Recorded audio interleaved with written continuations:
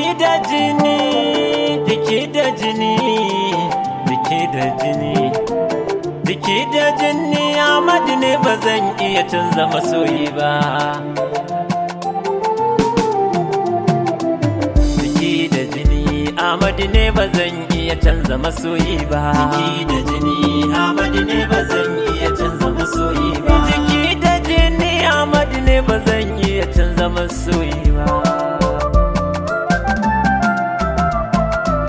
Da so na fasa da kalaman zuci sun ka fito, mukamin Amadu ya zarce sani da zato. Karfin kudurar ka ilahu ya ban ina da batu, ka sa in gani zarce wani.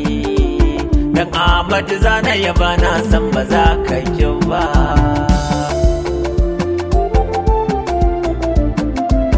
Salatin nan marashin mahadi da kanka kai, ga abdal kalkillahi abin yabo da mai. Alai da sabu ilahu na bangare da hai, motar auliya na hauna san ba zan sauka ba. Jiki da jini, Amadu ne ba zan iya canza masoyi ba. Da Amadu ya fita haiti jani gwani, da barhama mu muka waye makiya kun sani. Belarsa ta man sutura shi ya sani ba ni rini, tarbiyya ta kwa gidan shehu manzanai nutsuwa.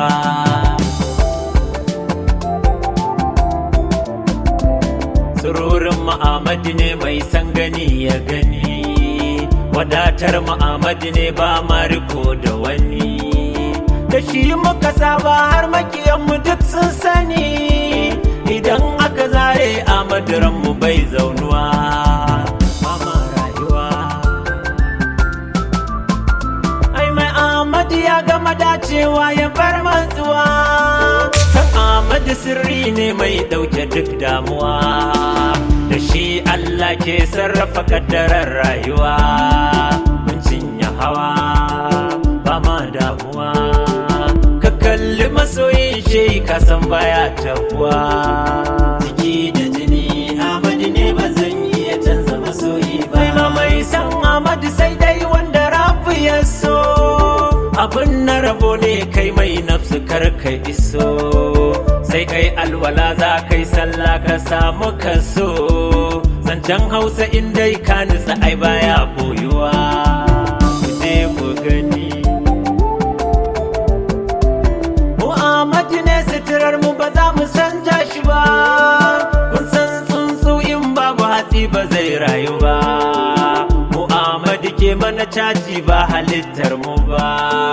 Ka zo ka gani mu ba mu rini, ku zo ku bi Amadu kar ya wuce akwai damuwa, akwai damuwa.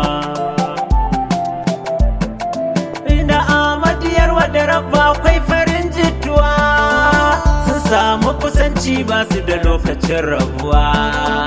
Zancen shehi zancen Allah ne kabar matsuwa, abin duk da shehi ya baka ka gane bai kwatuwa.